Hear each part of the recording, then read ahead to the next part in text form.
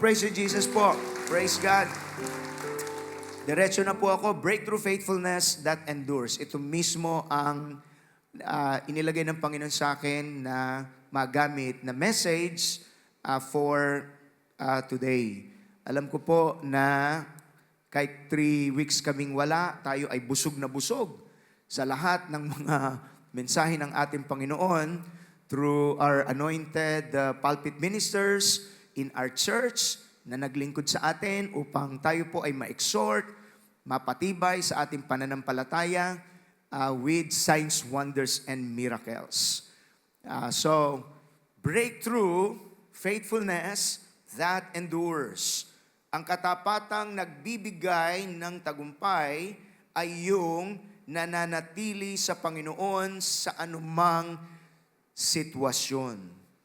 Okay? So, pag sinabing breakthrough faithfulness, katapatang nagbibigay ng tagumpay. Pag sinabing breakthrough, tagumpay, advancement, something positive that will happen sa ating pong mga buhay.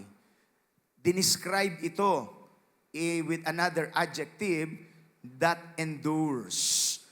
That endures. Hindi yung pasumpong-sumpong o pabugso-bugso na klase ng katapatan. Hindi ito yung patapat-tapat lang, kundi talagang nagsisikap na maging matapat. Halimbawa, sa opisina, may mga minsang empleyado, parang tapat sila sa kanilang boss pagkaharap. Pero pagtalikod, sinisiraan nila ang boss nila. Yung katapatan na sinasabi ng banal na kasulatan dito ay hindi yung palsong klase ng katapatan.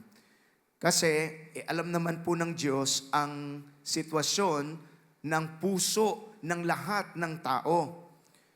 So, in 1 Corinthians chapter 4 verse 2, we're cycling back to this verse that says, "Moreover, it is required in stewards that a man be found faithful." Okay? It is required in stewards, pagka ikaw ay napagkatiwalaan, ang isang requirement, masumpungan kang matapat. Now, one of the defining marks of a growing Christian is faithfulness to God and endurance in the Christian faith. Marka po ito ng isang lumalagong Kristiyano, yung lumalago tayo sa katapatan.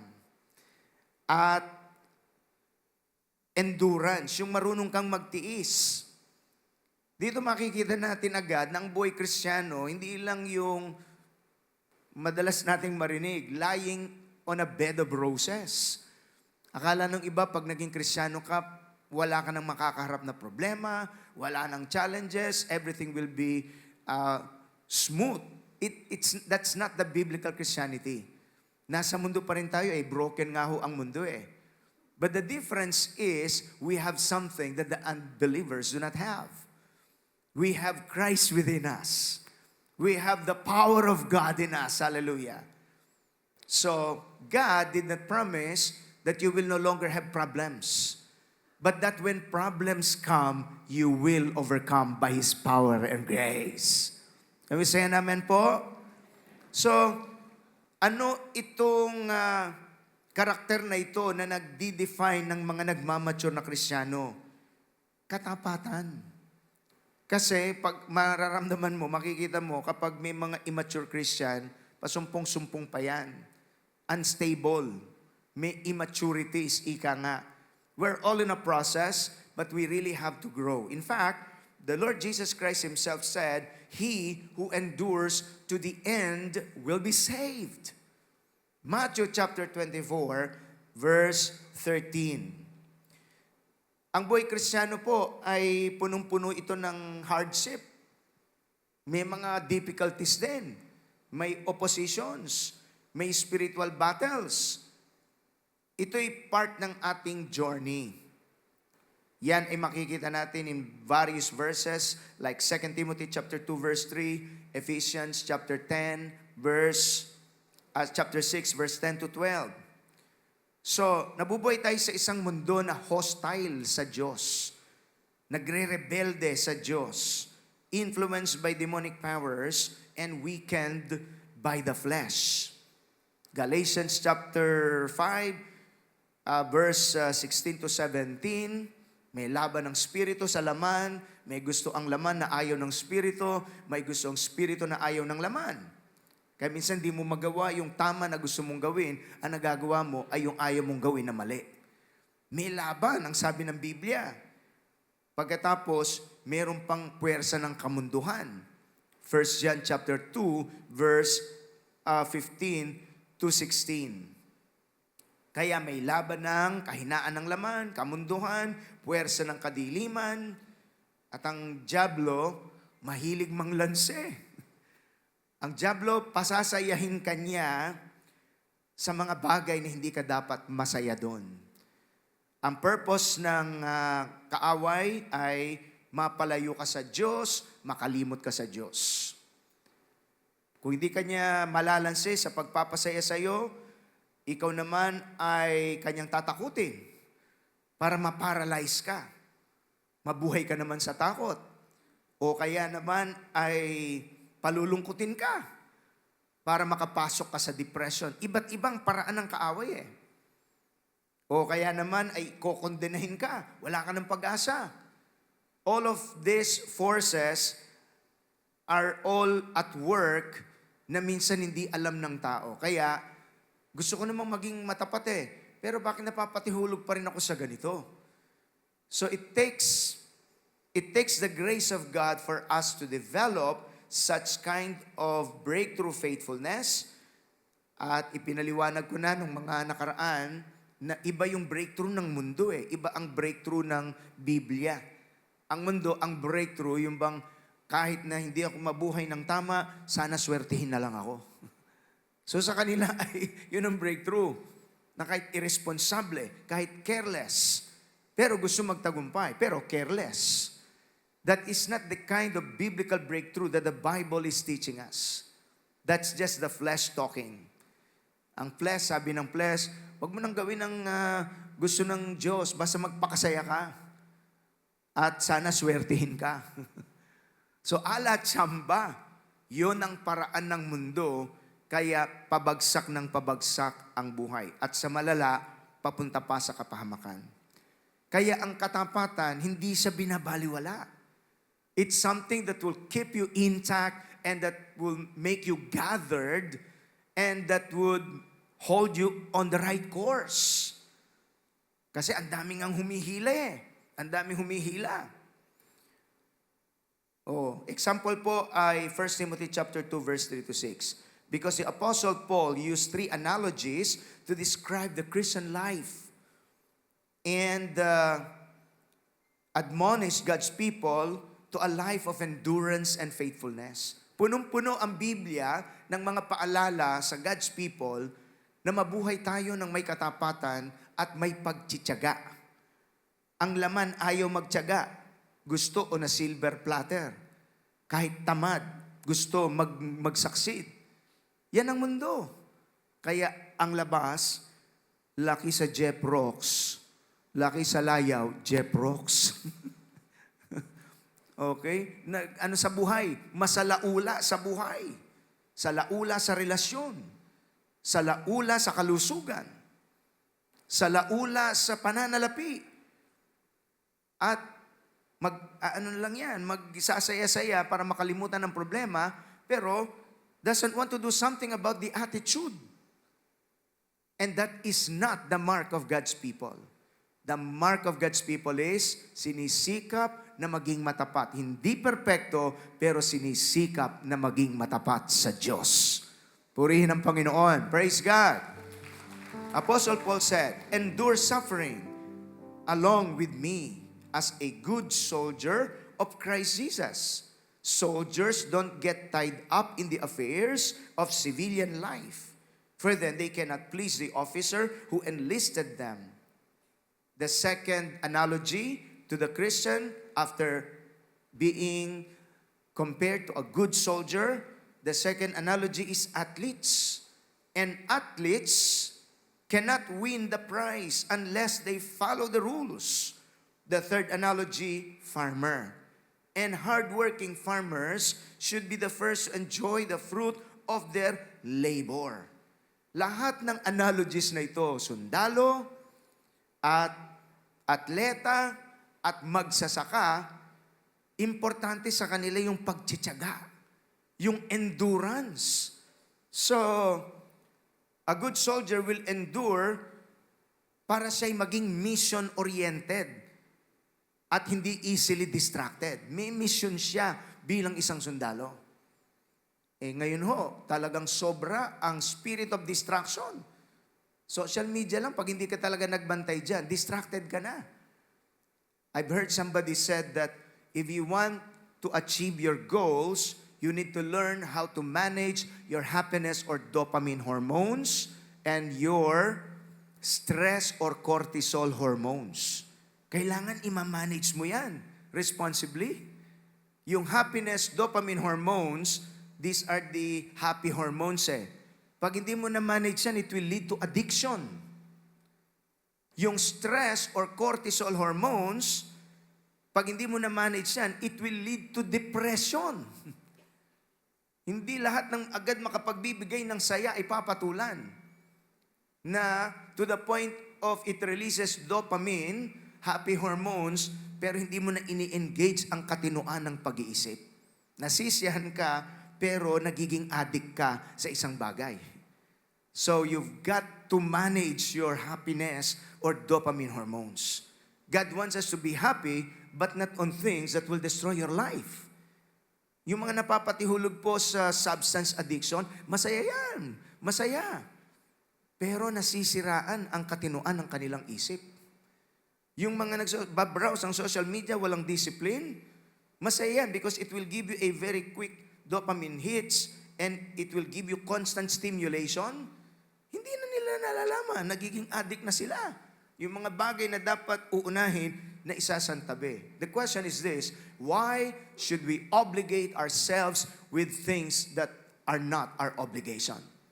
Ano ang prioridad ko? We still do that, but manage it. Pakibanggit sa katabi, manage it, kapatid. Palakpakan natin ang Panginoon. Getting something? So pati pala yan ay ina-assess mo.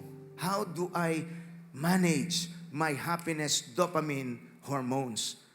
Yung iba naman ay masyadong overstress kasi nakikipag-compete kay kumare.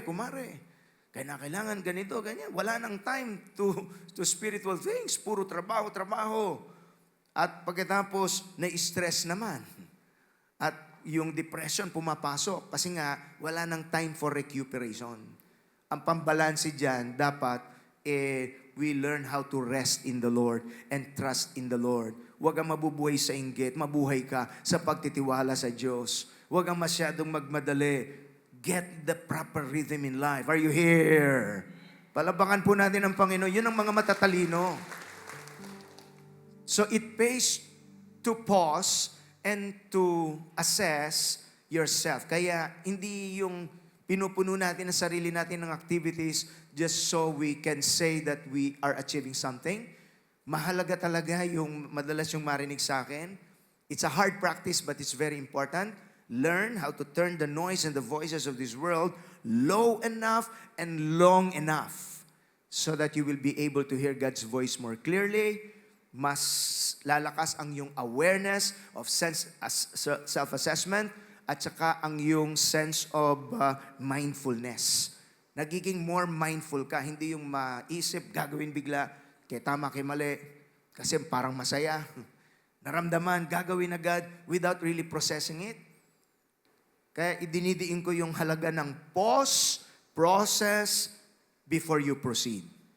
Sa Tagalog, preno, proseso, at pagkatapos ay pasyang tama. Kasi pag marunong ka mag-pause, it will re-engage your capacity to think clearly, objectively, prayerfully, discerningly, with wisdom, at isasama mo na engage ang iyong values, and then before you proceed to the right decision. Yung hindi, masaya. Hanggang sa hindi na niya alam, na-addict na siya sa mga bagay na hindi niya dapat pagkasayahan.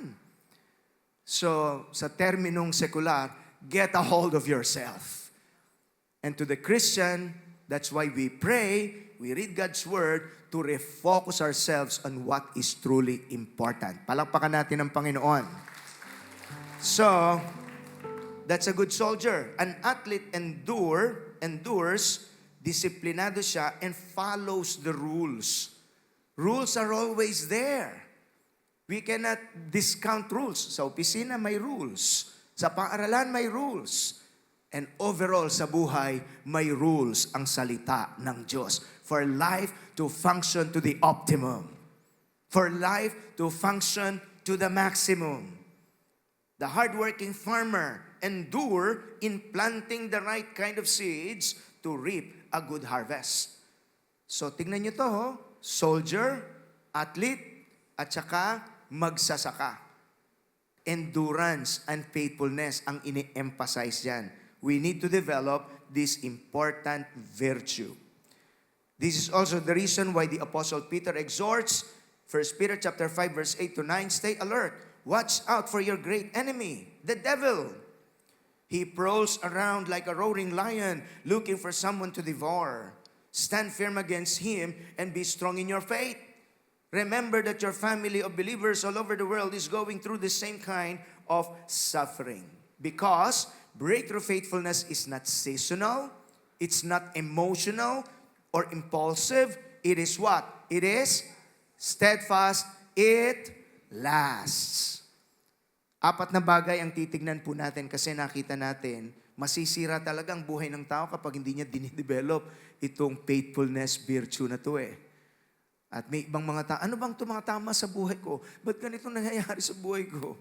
Ba't ba nasisira ang buhay ko? Ba't ba ako hindi kami magkasundo ng asawa ko? May mga binabiolate na certain clear instructions of scriptures.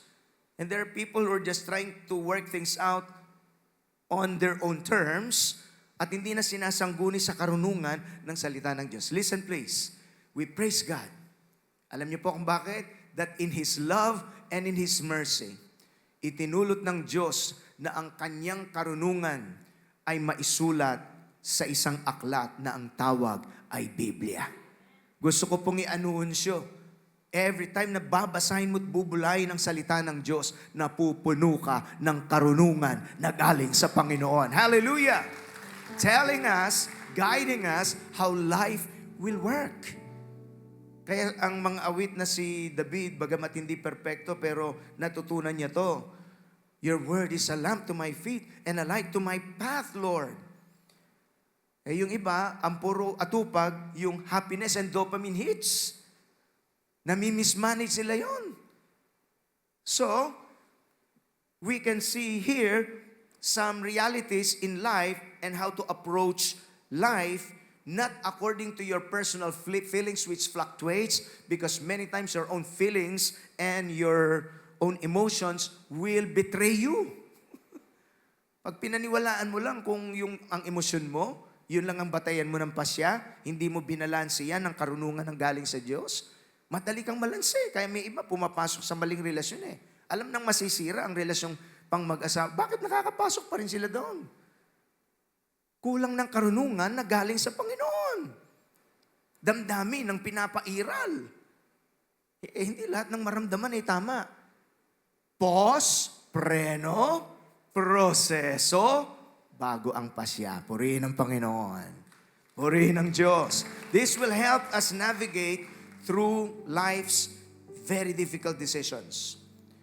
Alright, so embracing breakthrough faithfulness is a spirit-empowered virtue that endures trials, thrives in stewardship, and focuses on pleasing God above all else. Ano itong, paano natin madidevelop ito? Yun ang importante eh. Para huwag maging, yung iba kasi nakikiliti pag may magandang preaching, pero yung how-tos kulang. Okay, so we need the how-tos para pakinabangan natin, mga kapatid, ang prinsipyo po ng salita ng Diyos. The first is this: breakthrough faithfulness is a fruit of the Spirit. The true faithfulness flows from the Spirit, not from human effort. At ang gusto kong idiin dito ay yung pananahan natin sa ating Panginoon. Yan po yung nakasulat sa Galatians 5, verse 22 to 23. But the Holy Spirit produces this kind of fruit in our lives. Very important: love, peace, love, joy, peace, patience, kindness, goodness. What's the next phrase? Word? Faithfulness. Everybody say faithfulness. Bunga daw po ito ng Santong Espiritu. Gentleness and self-control, there is no law against these things. Kaya, mahalaga po na ito ay maunawaan natin because breakthrough faithfulness is not about impulsive faith. May baka said they tend to get mixed up because of our limited understanding. So hindi po ito impulsive faith. Hindi sa pabugso-bugsong pananampalataya. It is staying power. And we cannot produce it by mere willpower. It is cultivated by surrendering to Christ and yielding to the Holy Spirit. There is no other way. Makukultivate mo lang ang faithfulness sa magitan ng buhay na nakasuko sa Diyos at sa kapangyarihan po ng Santong Espiritu. Kaya sa Kristiyano, gusto niyo ng sikreto? Dapat madalas lumalabas sa bibig natin ang salitang ito. Panginoon, hiwalay sa'yo, wala akong magagawa.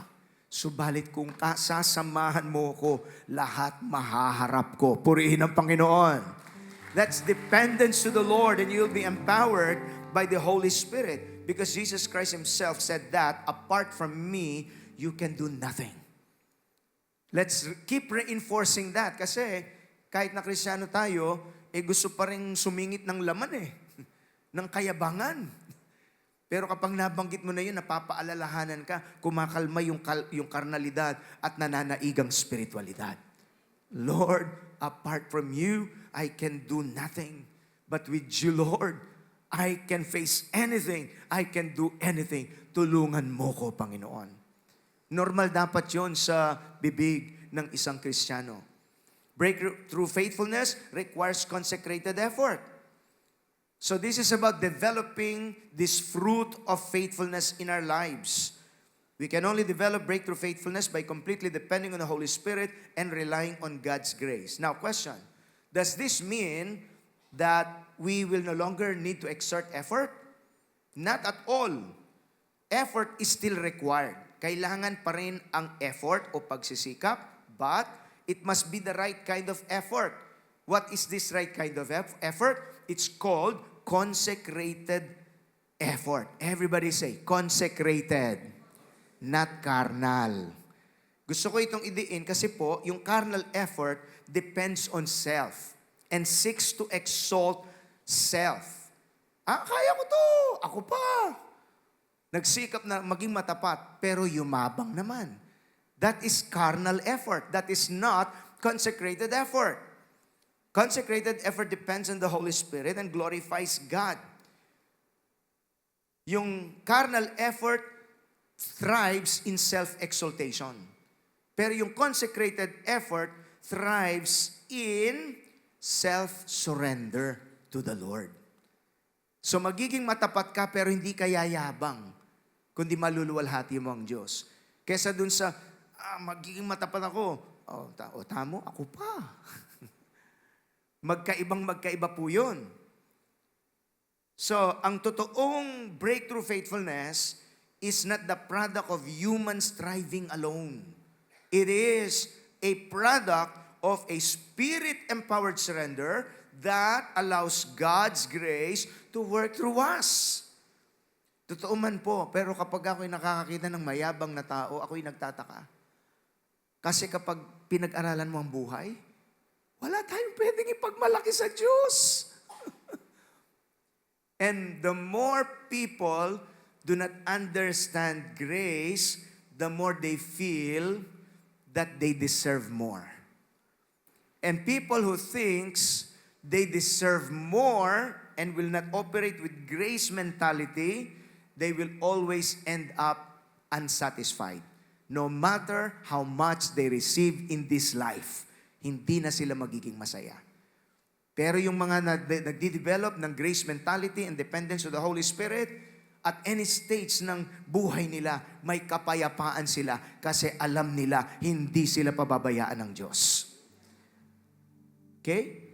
A person who is arrogant do not understand the grace of God. You know why? Because an arrogant person thinks he deserves more.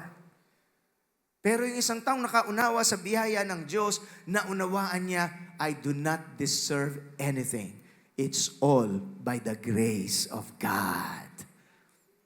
Why do we say that we don't deserve anything? In reality, what we deserve is death. Ang bagsik naman yan, pastor. Yun ang sabi ng Bible Christianity 101. All have sinned and come short of the glory of God. Romans 3:23 and 6:23 says, and the wages of sin is death. That is what we deserve. We don't deserve anything. Pero salamat, may biyaya ang Diyos. But because of God's grace, we can be saved. Purihin ang Panginoon. Undeserving as we are. So, people with grace mentality will be happy at any stage ng buhay nila. Kaya panahon man yan ng pagsubok o panahon ng pagtatagumpay, mananangan yan sa biyaya ng ating Panginoon. Purihin ang Diyos at hindi kayayabang. So this is opposed to the value systems of this world. Waring ngingiti-ngiti, pero naiinggit na sa loob, sa halip na manangan sa biyaya ng ating Panginoon. So magkaiba, no? Yung carnal effort at saka yung consecrated effort. Think of it this way. Ang carnal effort ay parang katulad ng pagsagwan ng bangka sa isang against a very strong current. Madali kang mapagod and you make little progress. Pero yung consecrated effort para mabuo ang breakthrough faithfulness is nagbabangka ka and you raise the sail and letting the wind carry you forward. At makikita mo that it's easier. And this represents the wind of the Holy Spirit. When we surrender, His power moves us farther than our strength ever could. So true breakthrough faithfulness is therefore not a product of human striving alone, but a Spirit-empowered surrender that allows God's grace to work in us and through us at maluluwalhati natin ang Panginoon. Can we say an amen for that? So ito pong analogy na ito, napakaganda between self-driven effort and the Spirit-driven surrender.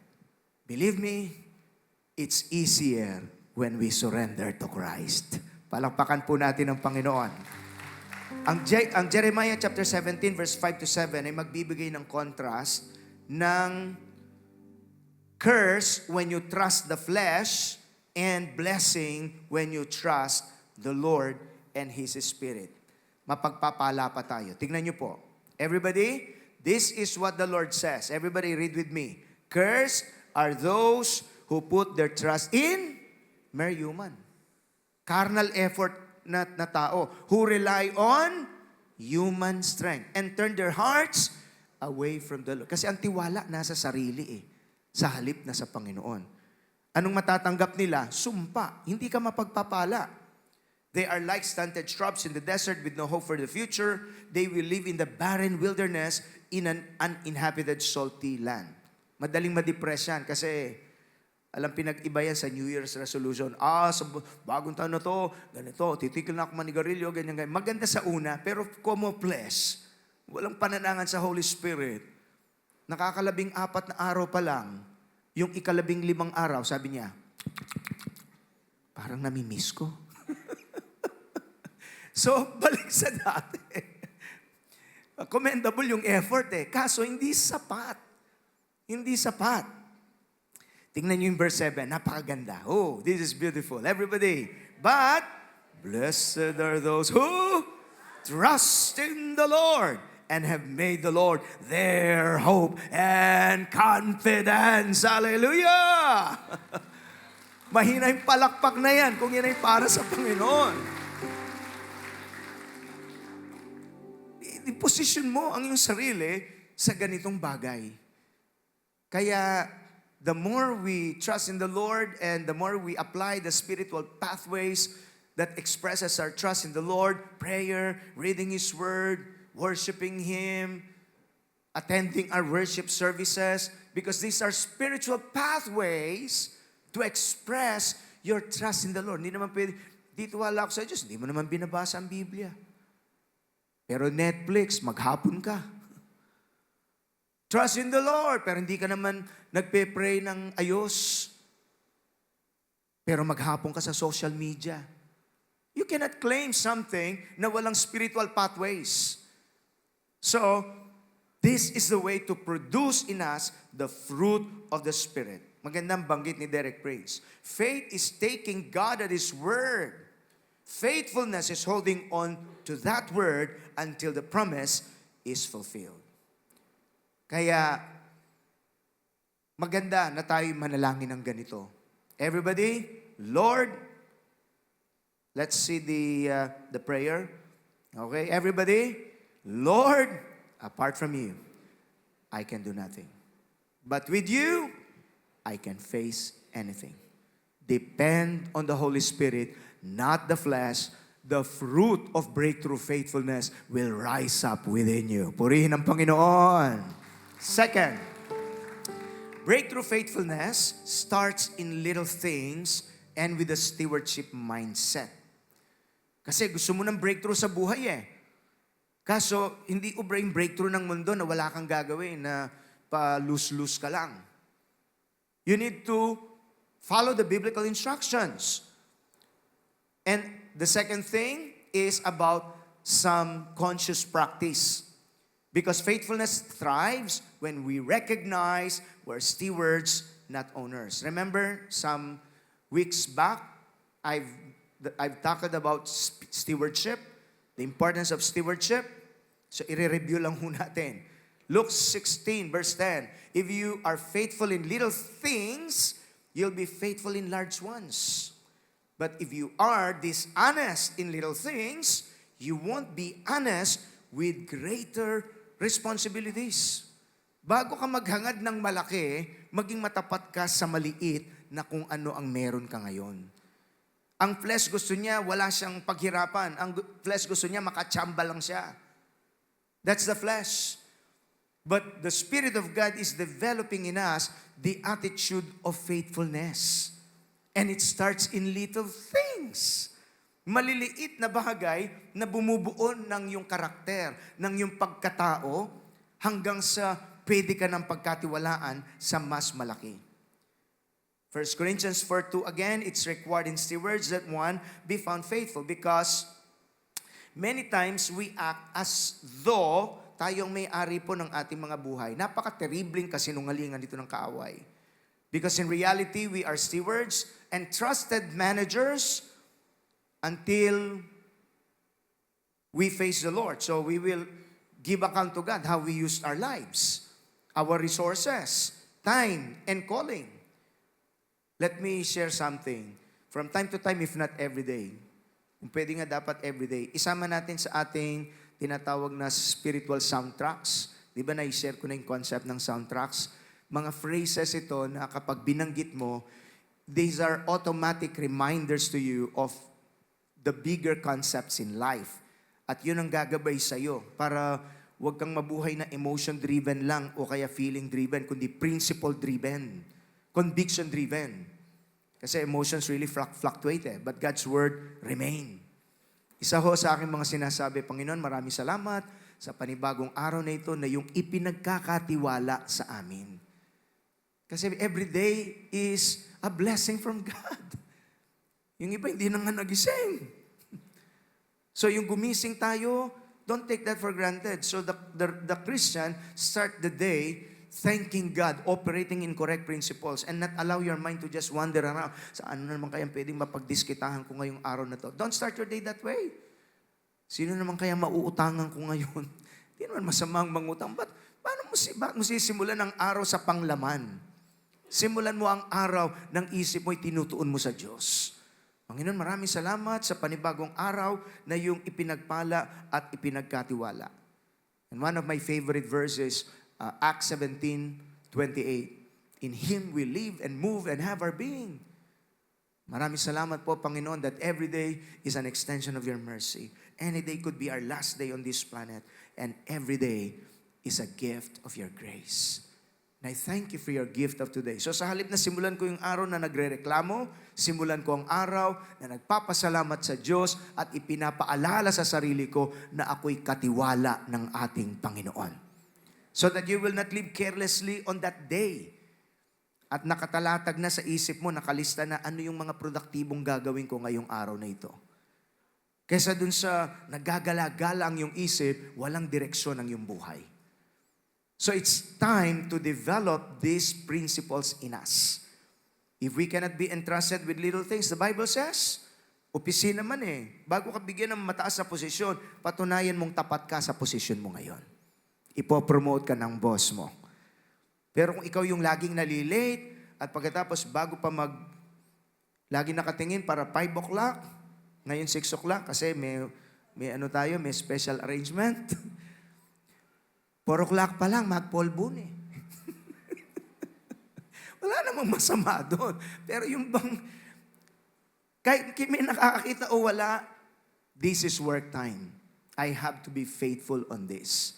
At pagkatapos may production ka, ay asahan mo ang boss mo, ipopromote ka. Purihin ang Panginoon. Kakausapin ka ng HR. Your performance has been superb. You are promoted to this next position. Ang sarap mapakinggan nun. So ang katapatan pinagpapala, ang kawalang katapatan hindi pinagpapala. God does not bless laziness and unfaithfulness. He blesses diligence and faithfulness. Glory to God. Amen. Hallelujah. May iba kasi gusto ng shortcut Okay? So, when we live with a stewardship mindset, we stop demanding from God as if He owes us. And instead, we serve Him faithfully with what He has already placed in our hands. Ang halimbawa po dyan ay yung feeding of the 5,000 na nagsimula sa isang bata as his offering to the Lord, 5 tinapay, 2 isda. That's in John chapter 6. At dahil doon, kahit maliit, nung inilagay sa kamay ng Lord Jesus, pinagpala ng Panginoon, pinagpray ng Lord Jesus, nagmultiply. Ang makikita natin dito, walang lampasan. God will not bypass the process of testing us in little things before entrusting us with greater responsibilities. Magandang paalala ni John Wesley, isang lingkod ng Diyos, the real value of a man is measured by how faithfully he uses what God has entrusted to him. Kaya, little things, like the Bible instructions about relationships, the way we use our finances. Bakit bumabaon ako sa utang, pastor? Checkin mo how you use your finances. Baka hindi tayo nagiging matapat. Baka waldas. Sweldo pa lang, wala pa yung sweldo, pinangsusugal na. Paano mapagpapalang yung finances? Ang humihila sa iyo ay laman. Masis yan With that illusion, maka-jackpot ko kanini. Those are lies of the devil. Una, masisira ang iyong ugali, pagkatao. At pagkatapos, babaong ka pa sa utang. Sa halip na manalig ka sa paraan ng Diyos, ang pinananaligan mo ay paraan ng mundo na ala-tsamba. Pinagpapala ng Diyos ang nagtitiwala sa kanyang kaparaanan. Purihin ang Panginoon. So hindi natin pwedeng ipipilit yung sarili natin paraan and then expect God to bless us. Cannot be. That is why we need the strength of God. Kasi nga ang laman, ang lakas ng hila Ang lakas ng hila. Pero kapag nanangang ka sa Holy Spirit, minsan kahit mahirap, tumatanggi ka. Hindi lahat inuoohan mo. Yun ang ibig sabihin ng Lord Jesus. Kung gusto mong makasunod sa akin sa daan ng katwiran, deny yourself. Say no to the flesh, ang sabi ng ibang salin. Deny yourself. Carry your cross daily. Not just every Sunday. But daily, apply ang Word of God. Sunday, pagpapatibay ng pananampalataya. The rest of the day, pagpapamuhay ng pananampalataya. Purihin ang Panginoon. And then follow me. Intentionally follow the way of the Lord. Meaning to say, practice it. Don't just be a hearer of the word kasi masayang pakinggan, pero hindi mo ginawa. Listen, faith comes by hearing the word of God. Yes, but blessing comes when you obey and practice the word of God that you hear. Lalakas ka, pero kapag hindi mo in-apply, hindi mo makukuha yung resulta. So, i-practice natin ang katapatan even in little ways. The flesh wants us to squander, maging salaula, but the Spirit leads us to discipline. God has not given us the spirit of fear, but the spirit of power, love, and sound mind. Sa ibang salin, self-discipline. If you operate in the Spirit, you will be more disciplined. Yung nag-ooperate sa flesh, walang discipline yan. Lustay sa oras, lustay sa pera, lustay sa relasyon. Resulta, sira-sira ang buhay. But when you are being filled with the Holy Spirit, you can say no to the flesh and you can say, Lord, ang hirap nito. I'm struggling, Lord, but please help me. Give me your anointing and power. Mawawasak yung mga bandages ng kaaway. Makikita ho ninyo, your decision-making capacity improves, paayos ng paayos ang buhay mo. Papaliwanag ng papaliwanag ang buhay mo. Pasulong ng pasulong ang buhay mo. And that is what happened to many of our dear brethren. Wasak ang marital relationship dati. Wasak ang pananalapi. Wasak ang kalusugan. Kasi inom dito, inom doon. Hindi siya steward sa kanyang kalusugan. Kasi ang humihila sa kanya, puwersa ng laman at kadiliman.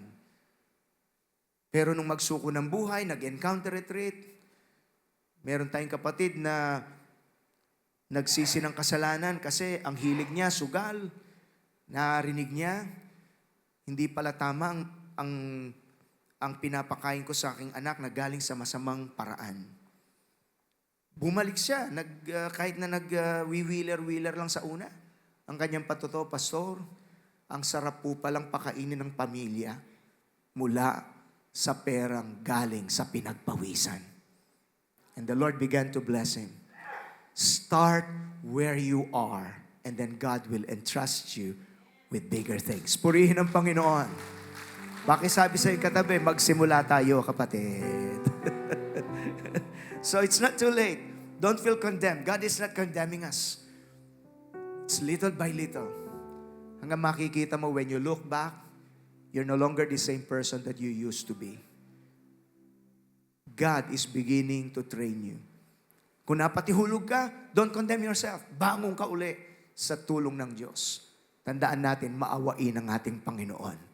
Palabakan po natin ang ating Diyos sa buhay. Yes, Lord. So, simple things like the daily disciplines of personal devotion. Kasi yan yung mga mga maliliit na disiplina, pero ang kanyang compounding effect sobra. Sobra. So kahit tinatamad yung laman mo, sabi ng laman, nako, mag-social media ka na lang. Sabi ng Espiritu, unahin mo ang Panginoong Diyos mo. Can I say this?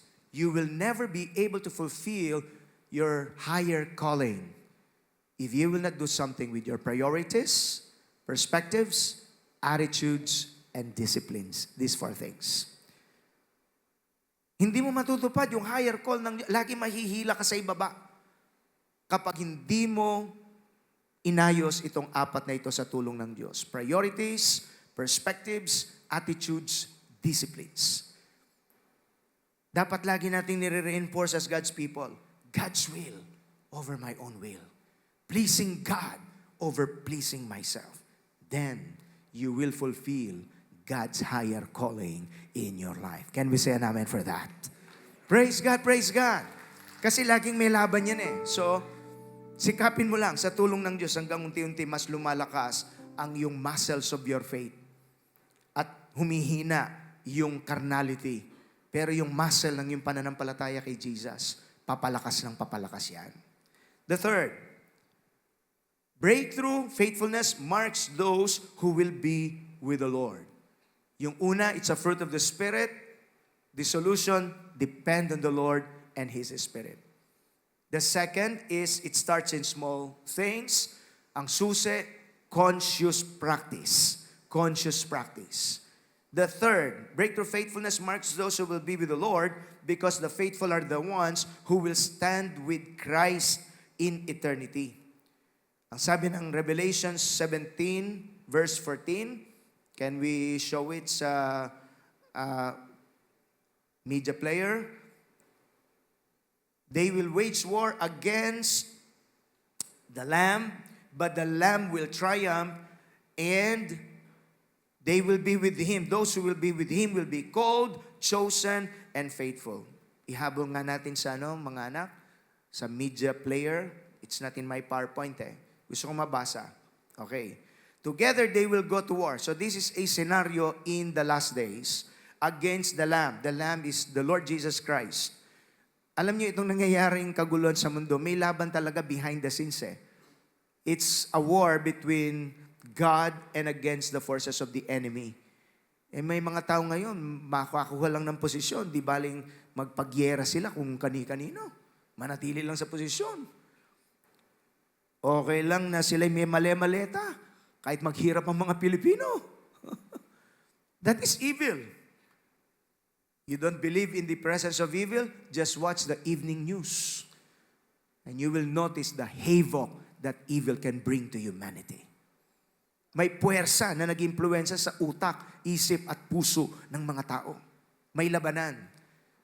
And then there will be a final battle. The Lamb against the forces of darkness. So, that is the scenario here.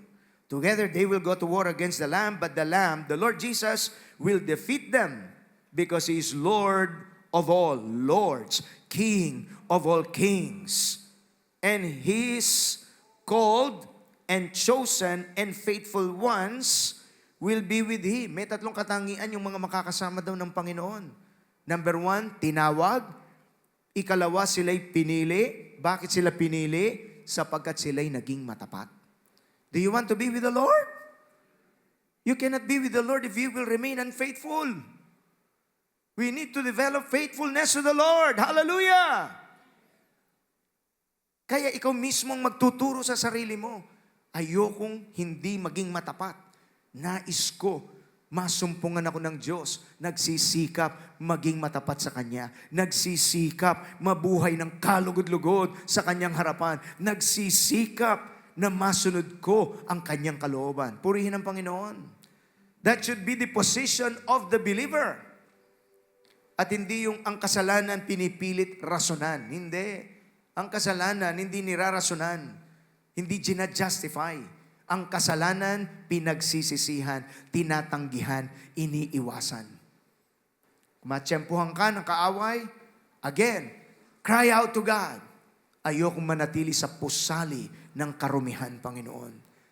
Take me out of this darkness, Lord. Kung napatihulog ka sa sensualidad, immoralidad, hindi ka looban ng Diyos yan. Ipapahamak ka ng kaaway dyan. Ayokong manatili sa ganitong klase ng mga damdamin na pinaglalaroan ako ng kaaway. Tulungan mo ko, Panginoon. And God will be merciful.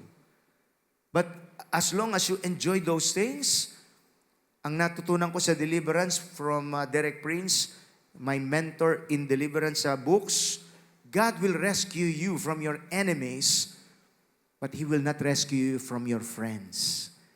If you make friends with sin, He will not rescue you from that. Kailangan kamuhian mo ang kasalanan, tutulungan ka ng Panginoon. Purihin ang Diyos. Hallelujah! This is the Word of God and sacred reminders of the Lord in the midst of a world of simple tolerance, loose morality. Ang social media, grabe talaga yung content. Kinukondisyon ng tao na gawing normal ang kasalanan. Normal ang kalaswaan. Hindi lahat ng bagay sa social media paniniwalaan natin. May mga content dyan that made so many people to believe that sensuality is everything and that sacred relationships are disposable. And many people believe that as though sensuality is everything. It's a lie of the enemy. Tapos yung mga sagradong relasyon, disposable? Hindi. Pinahahalagahan mo ang sagradong relasyon. Relasyong pang mag-asawa. Relasyong pampamilya. Katapatan. Purihin ang Panginoon. Purihin ang Diyos. Faithfulness is not optional but intentional. It's the mark of those who belong to Christ. Therefore, to love the Lord is to hate evil. Yan po ang banggit ng Psalm 97 verse 10. You who love the Lord, hate evil. He protects the lives of His godly people and rescues them from the power of the wicked. So, talagang sasadyain natin, lalayo tayo sa mga bagay na magpapalayo sa atin mula sa Diyos. Again, faithfulness is not developed in a day, but every day. And it will be rewarded with God's favor and salvation. Halimbawa, how many of you want answered prayer? Katulad ko. Amen? So we want God to answer our prayers, pero alam niyo po ba na hindi basta-basta class kung anong prayer ang sinasagot ng Diyos? He wants to see something to those who are praying. Alam niyo kung sino yung magkakaroon ng answered prayer? Those who set their love to God. Hindi mo naman mahal ang Diyos, bakit niya sasagutin ang prayer mo? O, tingnan po ninyo, Psalm 91, verse 14 to 16. The Lord says, I will rescue those who love me. Yung mga magmamahal sa Diyos, paano kang i-rescue? Hindi mo naman siya hinahanap. I will protect those who trust in my name. When they call on me, yun ang sasagutin niya. I will be with them in trouble. I will rescue and honor them. I will reward them with a long life and give them I like this. Hallelujah. Amen. I want my prayers to be answered. I want to be rescued when I'm in trouble. I want God's favor and reward upon my life. But I have to set my love upon Him. And then Psalm 97:10, ano ang patunay ng isang nagmamahal sa Diyos? Yung sinasabi lang, I love you, Lord. Hindi sapat ang sinasabi. Those who love the Lord hate evil in all its form. Yun ay masarap na gamitin natin sa prayer. Panginoon, mahal kita, tulungan mo ko, Diyos. Kamuhian ang lahat ng uri ng kasamaan.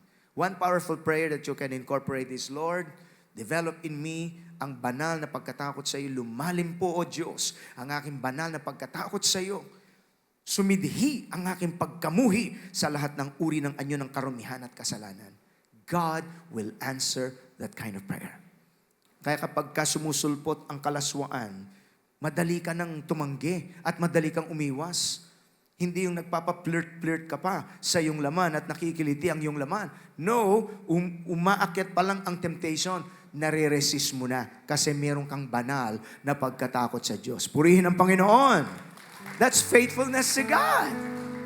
Hindi lang ito basta inaangkin. Merong patunay. Faithfulness is not developed in a day. Remember that, please.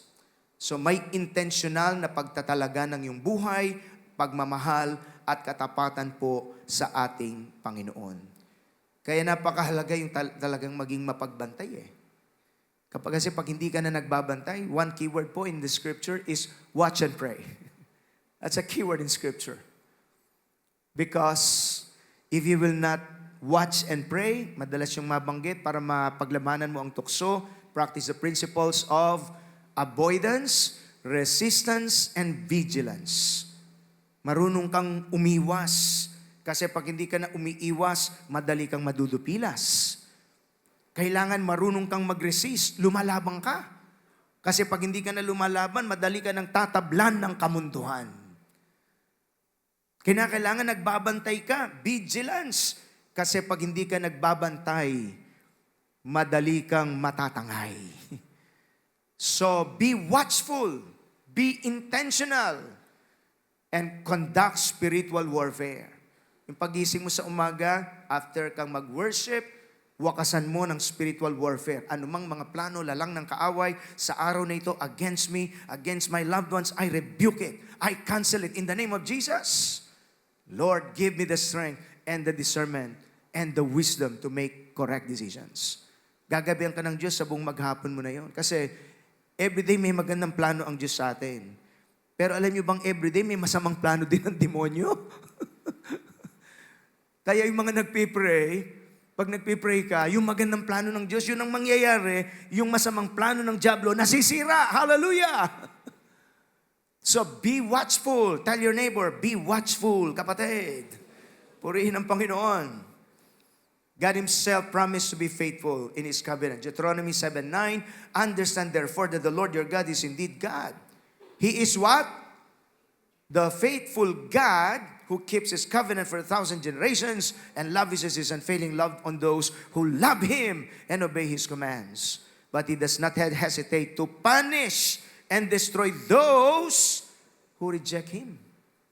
Kawawa ang mga taong nagre-rebelde sa Diyos. Nagmamagal, akala nila kaya nilang i-manobra ang mga tao. Katulad ng nangyayari ngayon sa ating pamahalaan. Nung kami nasa ibang bansa, mataas pa kahit papaano yung feelings of shame. Sa Australia, mayroong isang member of parliament doon na nabigyan lang siya ng alak o certain amount, bawal na bawal pala sa kanila yon. Nag-resign. Mataas ang sense of shame. Nakakalungkot sa ating pamahalaan ngayon, lantaran ng pagnanakaw. Sa Japan nga, maghaharakiri pa yung iba dyan eh. This is shamelessness. One of our prayers should be, Lord, palayain mo ang bansa namin. Kasi yung mga napupunta dito sa ibang bansa, pag nasa ibang bansa kayo, maaawa kayo sa ating bansa. Airport lang natin, o okay na kahit papano, pero magpunta ka sa airport ng Dubai, Pransya, Germany, Netherlands, masasabi mo, Lord, Pilipinas din, Panginoon. Iwang-iwan tayo. Ang Vietnam, nalampasan na tayo. Pero ang Pilipinas, mayaman. Meron tayong malaking deposito ng langis. Magkaroon lang ng right leadership na matuwid at namumuhi sa corruption. Makakabawi ang Pilipino. Purihin ang Panginoon. Hindi na kailangan mag-abroad ng Pilipino. Kaya tuloy nagkakasira-sira ang pamilya. Let's pray that our country would still be able to be delivered from the spirit of corruption, poverty, and all of this shamelessness. Mabuhay ang Pilipino sa kanyang pangalan. Pili na Pino pa. Palapakan natin sandali ang Panginoon. Praise God, praise God. Hallelujah. So, faithfulness is the crown of character. Without it, all other virtues are little more than glittering tinsel. Magandang paalalang ito ni Charles Spurgeon. Halimbawa, may marathon runner. Imagine a marathon runner. Sa simula, lahat ay parang malakas lahat sila. Talagang pa-practice pa. Energetic, determined.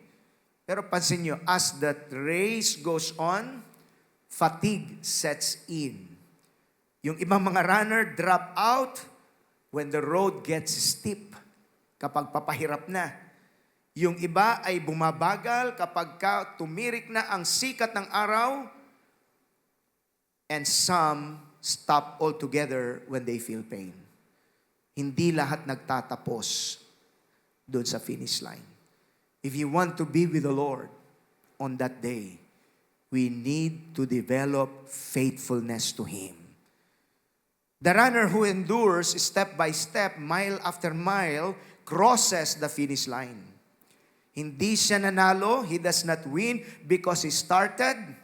He wins because he finished. Tell your neighbor, finisher tayo, kapatid. Don't just be a starter. Be a finisher. Hallelujah. But for you to be a finisher, you need to develop faithfulness. If you want to be with the Lord.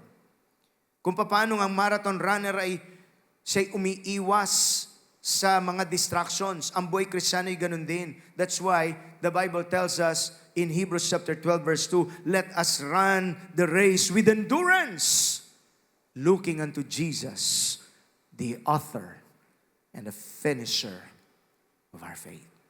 Ngayong umagang ito, nararamdaman ko po ang Holy Spirit meron siyang pagpapatibay na ginagawa sa spirito ng God's people. You will overcome the lies of the enemy. Amen. So, because tinawag, pinili, at matapat, yun lang ang makakasama ng Panginoon. Huwag ka lang magpasimula. Tapusin mo ang iyong takbuhing espiritual. Lalayo tayo sa mga bagay na magpapalayo sa atin sa Diyos because faithfulness is really not developed in a day. Let me ask the congregation, are you just starting the race or are you running with that commitment to endure to the finish? Isa po sa lagi ko itong pinagpipray sa Panginoon, Lord, ayoko lang na starter ako. I want to finish well. I just don't want to start right. I want to finish well. Palapakan po natin ang ating Panginoon. Purihin ang Diyos. Purihin ang Diyos. Yung isang nagtatrabaho sa workplace, nabigyan ng magandang responsibility over finances. At first, apakasipag niya, honest siya, pero over time, some temptations, lumilitaw.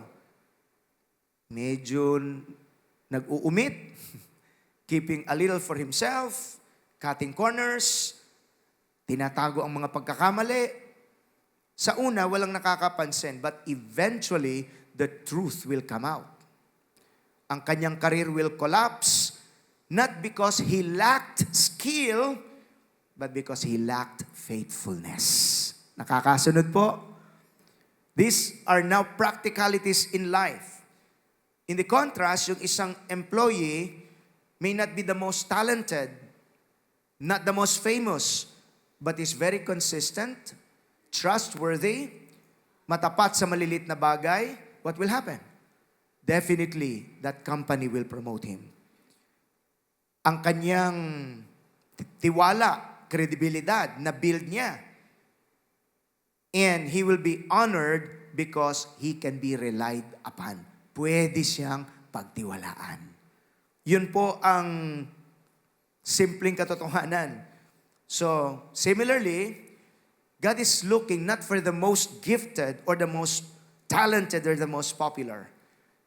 God is looking for the faithful. Because in God's kingdom, faithful people are the best fighters in God's kingdom.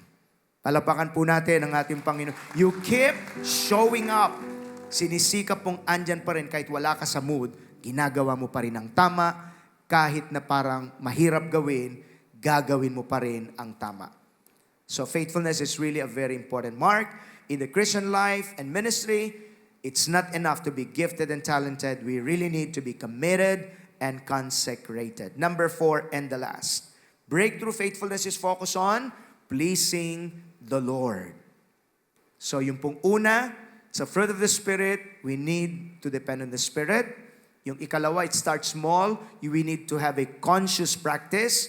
The third, it's a mark of those who will be with the Lord. So, magkakaroon tayo ng vision for the future to encourage us in our present reality. So that would encourage us to keep moving forward. The last one is its focus on pleasing the Lord.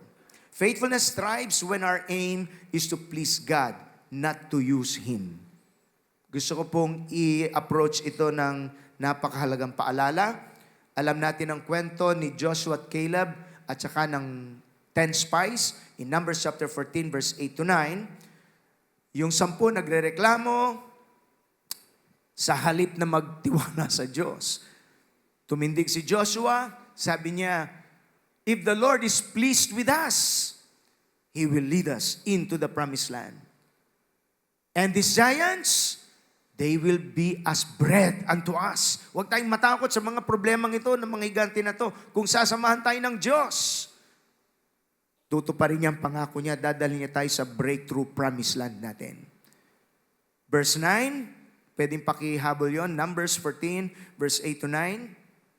Only do not rebel against the Lord. Huwag tayong magre-rebelde sa Diyos, ang sabi po ni Joshua. And because of that, yung 10 hindi nakapasok sa kanilang promised land. Pero yung naging matapat, yung nanindigan para mapalugod ang Diyos, nakapasok sila sa kanilang promised land. I really believe that God has so many promised land in our lives. But the key is, maging matapat tayo sa Panginoon. Palapakan po natin ang Diyos sa buhay. Nahabol ba? Numbers 14, verse 8 to 9. Ayong iwanan nito. Please, ihabol natin sa media player. Numbers 14, 8 to 9. Everybody, if the Lord is, what's the qualifier? Pleased with us. Mapalugod siya. He will bring us safely into that land and give it to us. It's a rich land flowing with milk and honey. Verse 9. Don't rebel against the Lord, and don't be afraid of the people of the land. They are only helpless prey to us. They have no protection, but the Lord is with us. Don't be afraid of them. Pag ako nagpe-pray, nakakaharap ako ng matitinding challenge. It's not easy to serve the Lord with huge responsibility. Maluluno sa Diyos ka na ako at impapong mitatagan kayong buha ko. It's not easy, I tell you. Kaso may commitment ako sa Lord Haharap ako sa Diyos isang araw And I'm not taking my responsibilities lightly. Ipananagot ko sa Diyos papaano kung pinaglingkuran ang congregations of God's people.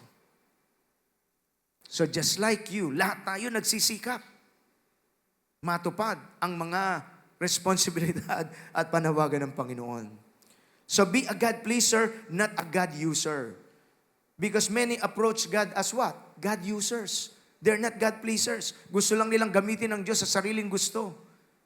Pero walang interes na mapalugod ang Diyos. Hindi po ganon ang totoong Kristiyano. In fact, you cannot use God. Hindi natin siya utusan. Tayo ang lingkod niya. Tayo ang susunod sa kanyang mabubuting utos at sa kanya tayo pagpapalain. Palapakan natin ang Panginoon. Hallelujah! Kaya gawin po nating paalala sa ating sarili, ang hanapin, wag yung personal na kasiyahan, kung hindi, ang pagpapalugod sa Diyos. Kasi pag gusto mo lang pleasing yourself more than pleasing God, malalayo ka sa Diyos. Pero kapag pleasing God ka, ito parang sasaya ako dito Sa pagpasok ko sa relasyong ito, gwapo siya Kahit may asawa siya Para kang masisiyahan, para kang nakikiliti. Pero pag tinanong mo na yung, kalugod-lugod ba ito sa Diyos? Yun ang magpepreno sa'yo. Pleasing God over pleasing myself. I will not be a God user. I will be a God pleaser. I will not be a pleasure lover. I will be a God lover. So, these are not easy things because we're still in the flesh. That's why we always need to declare to our God our complete reliance to Him. Masama ba ang magnasa ng kasiyahan? Not at all. For as long na ang kasiyahang yan ay hindi labag sa kalooban ng Diyos. So that will please God now. As long na ang kasiyahan natin, hinahanap natin sa Panginoon, pagsunod sa Kanyang salita, sa Kanyang mabuting kalooban, sa Kanyang presensya, sa pagpapalugod sa Kanya, that's okay. Enjoy life, but in a God-honoring way. Delight yourself in the sight of the Lord. He will give you the desires of your heart. Psalm 37, verse 4. I delight to do your will, O God. Your law is within my heart. Psalm 40, verse 8. Blessed are those who delight in the word of God. They will be like a tree that is planted by the rivers of waters, whose leaves will never wither away. Hindi sila matutuyuan. But they will bear much fruit in their due season, and whatever they do will prosper. Preno, proseso, bago ka magpapasya. That's always the sequence. Hindi lahat ay susunggab ka. Kasi may tendency tayo at naturalesa na sariling gusto na mapapahamak tayo. So, settle the issue of your loyalty. James chapter 1 verse 5 to 8, if you need wisdom, ask our generous God. And He will give it to you. He will not rebuke you for asking. But when you ask Him, be sure that your faith is in God alone. Do not waver, for a person with divided loyalty. Pakibanggit po, divided loyalty is as unsettled as a wave of the sea that is blown and tossed by the wind. Such people should not expect to receive anything from the Lord. Hindi ka magkaka-breakthrough kung divided ang loyalty natin. Their loyalty is divided between God and the world. It's in the Bible. And they are unstable in everything they do. Meaning, they are unfaithful. I-develop po natin as God's people ang loyalty sa Diyos. Saan ka ba loyal? Settle it in your heart. Ang aking loyalty, first and foremost, hindi sa tao, hindi sa aking sarili, hindi sa kung kani-kanino. Ang loyalty ko, number one, ay sa aking Diyos. Siyang aking tagapagligtas, siyang may kapangyarihan upang mabago ang aking buhay. Purihin ang Panginoon. Tatayo po tayong lahat sa presensya ng Diyos. Madaling salita, pumirmi ka sa iyong katapatan sa Panginoon. Elijah challenged Israel during a time of neutrality. Hindi nila alam kung sila'y sa Diyos o kay Baal. At ang sabi ni Elijah, how long will you waver between two opinions? Hindi pwedeng yung simple-simple ka lang na hindi mo iniisip ang pagpapalalim sa pananampalataya sa Diyos and still expect to have breakthrough. It cannot be. Settle the issue of loyalty. And many times we have to challenge ourselves. I cry a lot in the presence of God. I'm a pastor but I'm still human. At lagi kong dinadala ng Panginoon, huwag mong pababayang magkamali ako sa aking mga pasya. Because I will be so accountable to God. Ayoko magkamali sa pasya sa aking pamilya. Ayoko magkamali sa aking pasya sa aking mga responsibilidad. So I cry to God for His mercy. And when I look back, I have seen the grace of God. Not because of me, but because He is a faithful God. Purihin natin ang Panginoon. Praise God. So si Elijah, hinahamon tayo and I feel as though I'm a little Elijah today. How long will you waver between two opinions? Kailan ka magdadalawang isip? If the Lord is God, follow Him. If Baal is God, then follow Him. Walang pilitan. And the people were completely silent. Ito yung eksena, Mount Carmel Jewel. And we will all encounter that. Papipiliin ka ng Diyos talaga. Mananatili ka ba dyan sa pusali ng kalaswaan? O ika'y magpapasya, magtitiwala ako sa Panginoon sa Kanyang mabuting plano sa buhay ko. How long will you waver between two opinions? Ang Diyos ba at ang pagpapalugod mo sa Kanya? O ang kamunduhan at pagpapalugod sa iyong sarili? Faithfulness is never neutral. Faithfulness decides, I choose the Lord because I owe everything to Him. The world is not my God. Sensuality is not my God. My friend is not my God and Savior. But God is my God and He is my Lord and He is my Savior and He's all I need. Ipinipilit mong lagi, una ka sa buhay ko. Ang loyalty ko, nasa iyo, Panginoon. Amen? Palakpakan po natin ang Panginoon. Hallelujah! So shift your mindset. Don't come to God with entitlement, but with surrender. Desire to be faithful, not famous.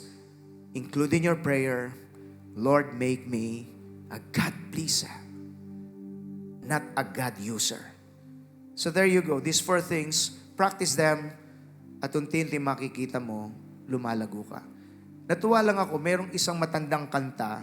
I'm not a fan of this person, but meron siyang sinulat at kinanta na malaman. Okay?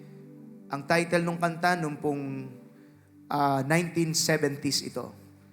Sinulat ni Rico J. Puno. Ang tao'y marupok. Nabasa ko yung lyrics, ang ganda. O kay sarap ng mabuhay sa daigdigan, lalo na't kung kapiling ang mahal sa buhay. Nang madama ang ligaya sa gabit araw, nalimot mong ang lahat ay mayroong hangganan.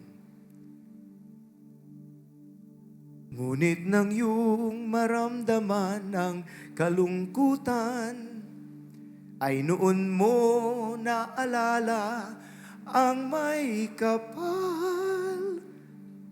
Ang tao'y marupok, kay daling lumimot sa Diyos na sa lahat siya ang nagdulot. Hanggang doon na lang, baka hanapan niyo ko ng karaoke dito.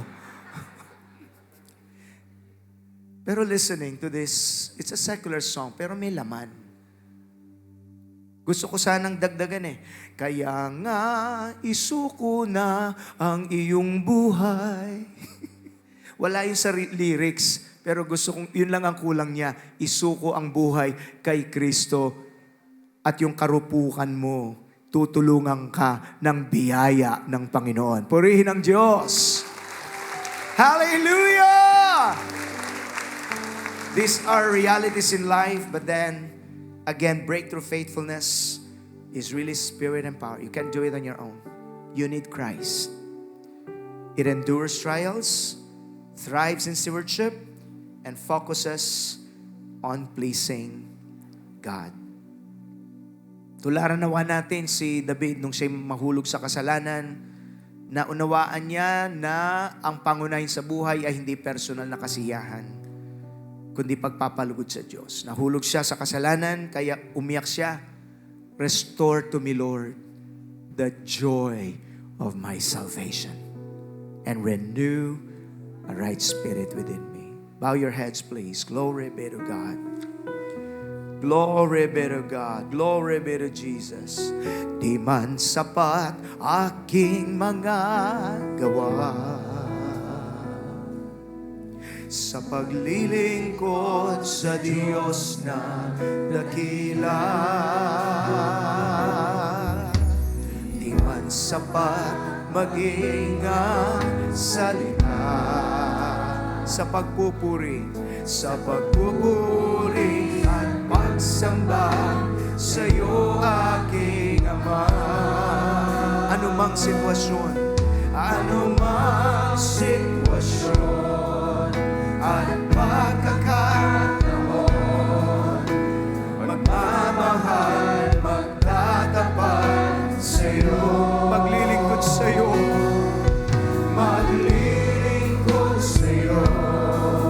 na may kagalakan, panata ko ngayon. Make it your vow today, Panginoon. Gawin po natin itong isang panalangin ngayong umaga. Ako sa'yo'y magtatapat, ibinigay lahat ng puso ko. Hanggang itong mundo, Panginoon, di man sasapat, gagawin mo ang lahat, gagawin mo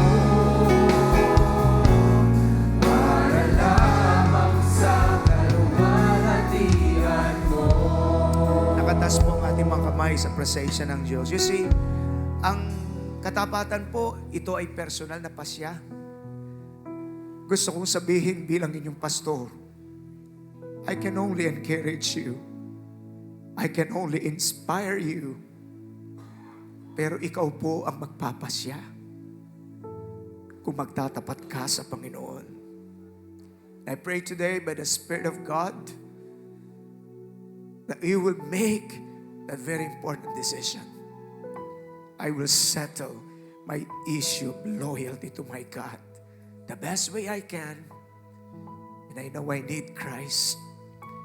I'm still human, marupok, subalit malakas ang aking Diyos. This is a time of self-reflection. Do you want to be with the Lord on that day? I pray as your pastor that all of us will make it even till the end. Huwag ka lang maging starter. Magkaroon ka ng vision. I want to finish well by the grace of God. For some of us, if you're a first-time guest, hindi po aksidente na kayo'y nandito. Mahal po kayo ng Diyos, ang inyong pamilya. At kung may mga pagkukulang tayo, the Bible tells us in 1 Peter chapter 2, at times we fail, but God remains faithful. If we confess our sins, He is faithful and just to forgive us our sins and cleanse us from our unrighteousness.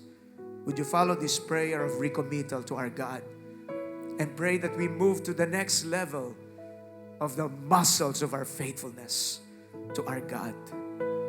That no matter what happens, I will be loyal to my God. I will be faithful to Him. I will trust Him and I will serve Him. Sabihin naman natin lahat, Lord Jesus Christ, marami pong salamat. Nadama ko ang iyong presensya, ang iyong pong pangungusap sa akin. Siyasatin mo ang aking puso. In my brokenness, in my humanity, be merciful to me, Lord. Ano mang nakikita mo, Diyos, sa aking buhay na hindi na nararapat, palayain mo ko, Panginoon. Sa pangalan ni Jesus, nais kong makasunod sa iyong pinakamabuting kalooban sa aking buhay. Sa kabila ng mundo na pilit umaagaw sa aking atensyon, help me to focus on Jesus. In times of weakness, in times of strength, in times of hardships, in times of victories, sa iyo ako titingin. Salamat sa iyong pangako ng kapatawaran sa lahat ng nagpapakumbaba sa iyo. I confess, I am not the owner of my life. You are the owner of my life. Ako'y katiwala mo po. Kayo ang aking Panginoon. May-ari ng aking buhay. Patawad o Diyos sa mga maling paniniwala. Itama mo nga po ito. Tulungan mo ko sa iyong biyaya. And I promise you, Lord, I will be faithful to you. I will serve you. I will honor you. In Jesus' mighty name. Amen. Let me just be the one to pray. Dear Heavenly Father, we thank you for your embrace this morning. We thank you for your comfort. We thank you for the assurance na mayroon kaming Diyos na laging sandigan sa buhay. Lalo na sa mga panahon ng kahinaan, panahon o Diyos ng mga pagsubok. May Diyos kaming tutulong sa amin sa sandaling kami tumawag. Ngayong magang ito, aming Diyos, sino mang nandito na nakaharap sa mga mabibigat na pagsubok at suliranin sa buhay, sinabi mong ipaparanas mo ang iyong kapangyarihan at himala. Breakthrough miracles, Lord. Breakthrough favors, oh God.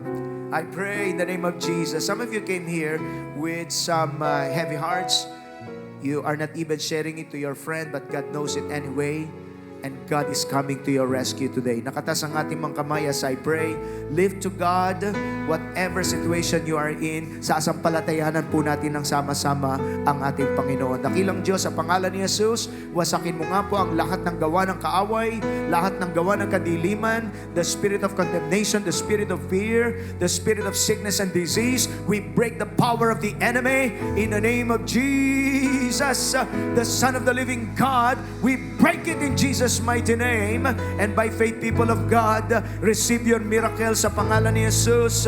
Kung meron dito na dumating masakit ang iyong pangangatawan, tanggapin mong kagalingan sa pangalan ni Jesus. When we were in the Western Europe mission, the Lord did so many miracles. I believe God will not miss our base here in San Fernando. Receive your miracle in the name of Jesus. Any pain in your body, I rebuke it in Jesus' mighty name. Tanggapin mo ang iyong healing sa pangalan ni Jesus. Verbalize your faith in the name of Jesus. Akaparada sadrebelede kidiarabashaya. Ivrebe katarabasaya rebehaya. At kung meron dumating dito, punong-puno ka ng kalungkutan, at minsan may dumadaan sa iyong kaisipan, nawawakasan ang buhay, yan po ay kasinungalingan ng kaaway. I rebuke that suicidal spirit. I rebuke that spirit of depression in the name of Jesus.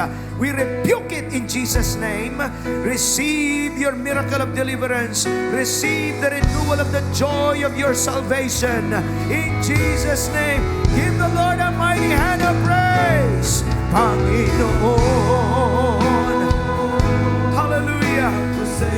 This is our vow as a congregation.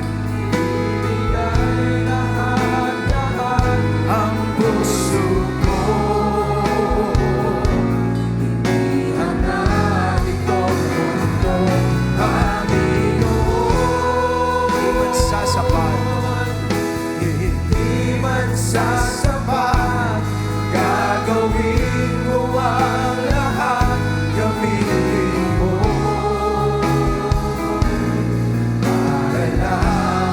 Sa kalwalhatian mo, para lamang sa kalwalhatian mo.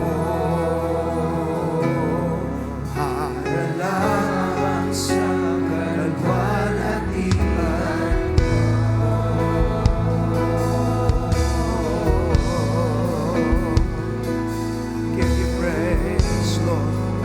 Give you praise. Wag po tayo mag-atubili na i-express ang ating pagsamba sa ating Panginoon. Hallelujah. How many of you felt deliverance this morning? He's a good God. Hallelujah. Yung mga gustong magpa-pray, we have ministerial team, we have life groups. Pwedeng ituloy po ninyo doon yung move of the precious Holy Spirit. Pero I just felt in my heart, malaki ang ginawa ng precious Holy Spirit. Baka malamang meron ka nang nagdi-deviate ka na, hindi mo pa alam. Pero ganun po ang Diyos. Laging bibigyan niya tayo ng pagkakataon para makabawi.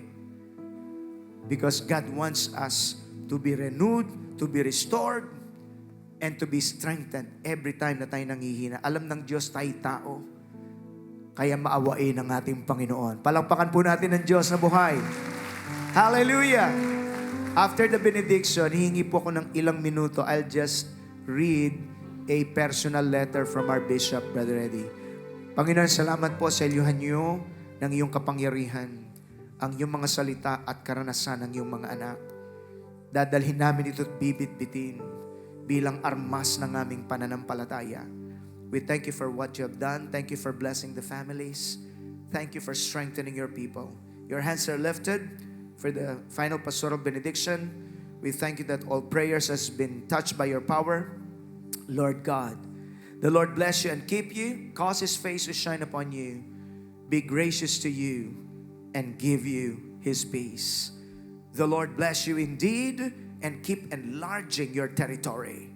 His mighty hand to be upon you and protect you from all evil. The love of the Father, the grace of our dear Lord and Savior Jesus, and the sweet fellowship of the precious Holy Spirit be upon us all, now and forever. All will say, Amen and amen. How many of you were blessed this morning?